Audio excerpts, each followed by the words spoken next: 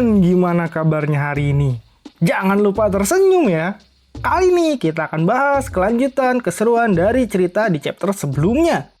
Untuk yang belum menonton chapter sebelumnya, tonton dulu ya kawan.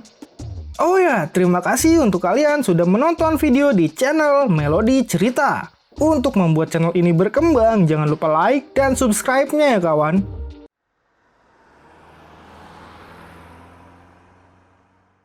Oke kawan, kita mulai perjalanan imajinasi cerita ini. Aktifkan imajinasi kalian ya. Pada chapter ini diperlihatkan, setelah Raja Kerbau itu mengaktifkan aura padang rumputnya, bebatuan yang ada di sana pun langsung retak dan kekuatannya sangat dahsyat. Dia pun langsung menyerang Sun Wukong.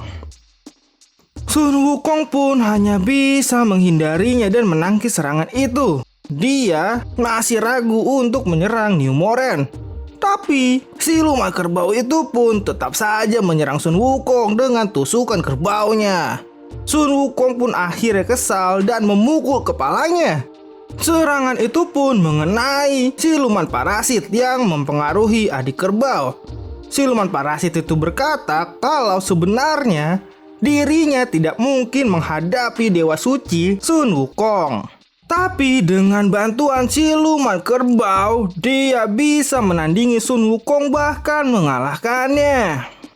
Dia pun langsung mempengaruhi Raja Siluman Kerbau untuk menyerang Sun Wukong dengan telapak kerbaunya. Tanpa basa-basi, dia pun langsung memukul Sun Wukong dengan telapak tangannya. Sun Wukong pun terpental ke tanah dan dampak serangannya pun membuat tanah-tanah yang ada di sana berhamburan. Tidak cukup sampai di situ, siluman parasit itu mempengaruhi Raja Kerbau untuk meluapkan amarahnya.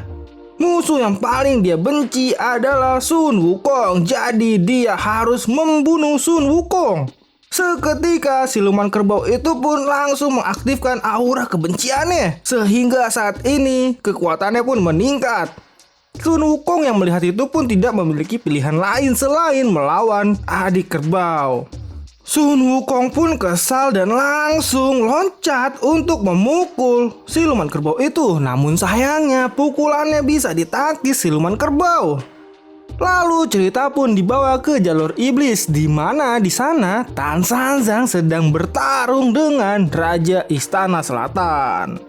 Raja Istana Selatan itu pun sebenarnya tidak menyangka kalau adik kerbau adalah perempuan.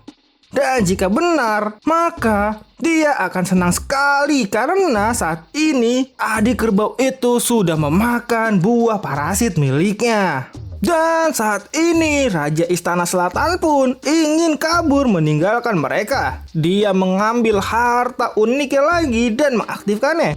Dengan seketika, harta itu berubah menjadi kelelawar yang sebelumnya mengejar dirinya. Kelelawar itu pun dengan sekejap menyerang Tan Sanzang beserta murid-muridnya.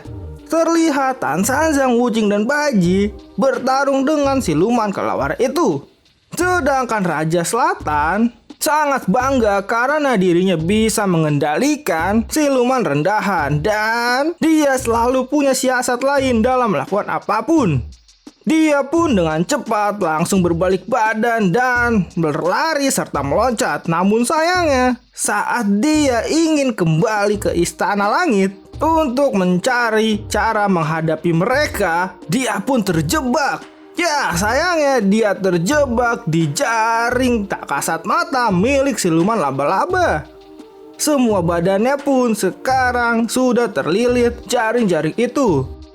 Siluman laba-laba itu pun berkata, dia sangat senang karena menangkap makanan yang sangat lezat. Dia pun langsung menusuk Raja Selatan itu untuk memberikannya racun. Dia pun lalu teringat dengan pertemuannya dengan Raja Istana Utara. Di sana Raja Istana Utara menanyakan apakah Raja Selatan yakin dia akan turun ke jalur iblis. Tapi Raja Selatan pun berkata itu adalah perintah dari sang kaisar. Dan Raja Utara pun berkata jalur iblis sangatlah berbahaya, sulit diprediksi. Namun Raja Selatan bertanya apa hal yang harus dia takuti, dan menurut Raja Utara, dia menginginkan lawan yang kuat, menginginkan tantangan, tapi di jalur iblis hanya ada makanan dan dimakan. Kalau ceroboh, dia bisa mati dengan sangat mengenaskan. Lalu, Raja Selatan pun berterima kasih padanya dan berkata akan membicarakannya nanti setelah pulang.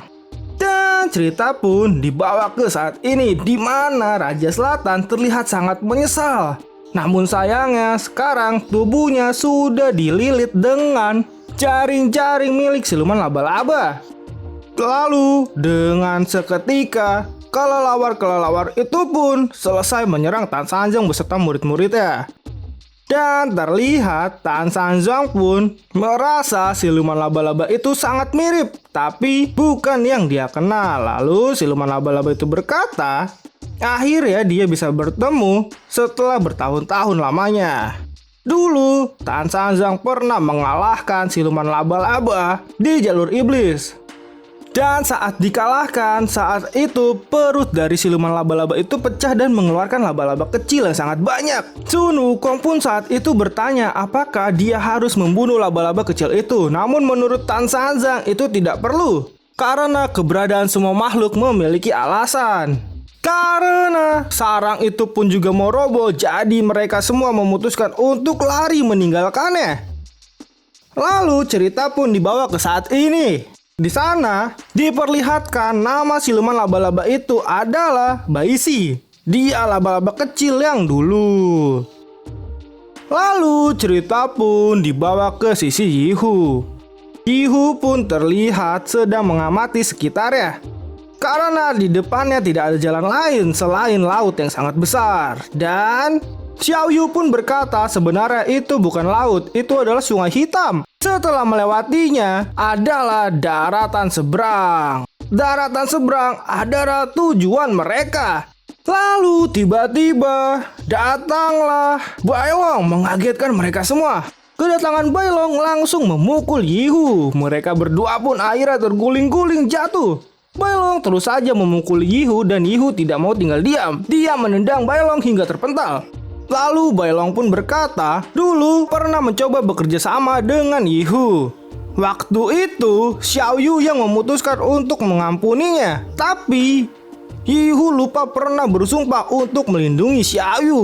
Dan Yihu pun kesal dan dia berkata kalau Bailong salah. Dia sama sekali tidak mengingkari janjinya, hanya tidak sejalan dengan kalian. Karena harimau paling benci berkelompok, dia hanya bergerak mengikuti insting alaminya. Lalu Bailong pun berkata, apakah di mata Yihu hanya ada dirinya sendiri? Lalu Xiao Yu pun lari mendekati mereka dan berkata, bagus jika Bailong sudah datang, jadi mereka bisa berkumpul lagi. Dan Bailong pun menanyakan keadaan Xiao Yu. Dan Xiao Yu menjawab, dia baik-baik saja. Yihu menjaganya dengan baik, dia tidak melukainya. Dan dia meminta untuk Yihu dan Bailong tidak berkelahi lagi. Tapi Yihu mengusir Bailong dan akhirnya Bailong tidak tinggal diam. Mereka pun bertarung. Bailong mengeluarkan kekuatan serigalanya. Dan cerita pun berakhir kawan. Hahaha. Langsung lanjut ya ke chapter selanjutnya. Terima kasih sudah menonton video di channel ini. Jangan lupa like dan subscribe ya. Dan sampai jumpa.